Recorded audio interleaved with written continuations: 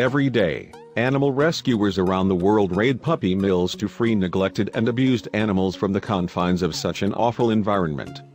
So, when rescuers from the Humane Society of the United States received a call about a mill in Charlotte, North Carolina, they thought they were prepared for what they would find.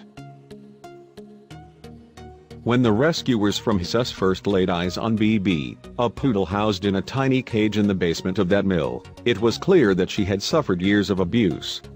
Not only was her entire cage covered in excrement, but there was no ventilation in the room. It was shocking to see.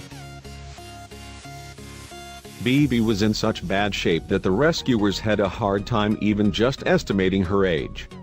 Upon closer inspection, they realized she had been subjected to repeated breeding and nursing during her lifetime. But that wasn't all. From the condition of BB's body, the rescuers suspected that she had spent her entire life inside of that extremely small, filthy, and cramped dog cage. When they first tried to remove her from the cage, she was curious, though a bit skittish, as is expected with puppy mill dogs. After a short while, BB had warmed up enough to Jessica so that she could remove her from the cage. "I remember how tiny and frail she was in my hands," Jessica said. "I pulled her close to my body, and she leaned into me." In all, there were upwards of 150 animals living in the puppy mill, including not only dogs, but cats and goats, as well. Unlike BB, many of those animals were for sale. Thankfully, the staff at HSS was able to rescue all of them.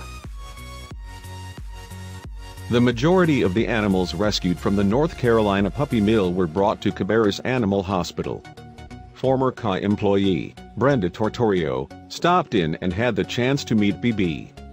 "BB was in a corner," Tortorio said. "She looked pitiful. She was scared to death. She wouldn't eat, she wouldn't drink, and I felt so bad for her. And I said, that's the one I'm going to take home." Because she had spent her entire life living inside of that cramped cage, BB had a strange reaction to living in such an open space. "I put BB down on the floor, and she kept going in circles, not running, but walking," Brenda said. "I guess that's all she knew to do. I put her in the living room, and to go into the hallway, she would not cross that border." Brenda wasn't sure where this behavior might mean for BB's new life. Not only was BB not used to living in such a large space, but she had never even been outside to experience the light of day. Brenda explained that the poor dog had no idea what grass was, and that she had never even seen the sun. Brenda made it her mission to get BB acclimated with her new and exciting surroundings, so she began to purchase items to give her some level of comfort in her new home. "She's got 3 big baskets of stuffed animals," Brenda said. Now, BB is making enormous strides toward making a full recovery and leading a normal life. Brenda notes how she's recently come out of her shell, gained some weight, and began licking her, a sign of comfort and love for her new owner.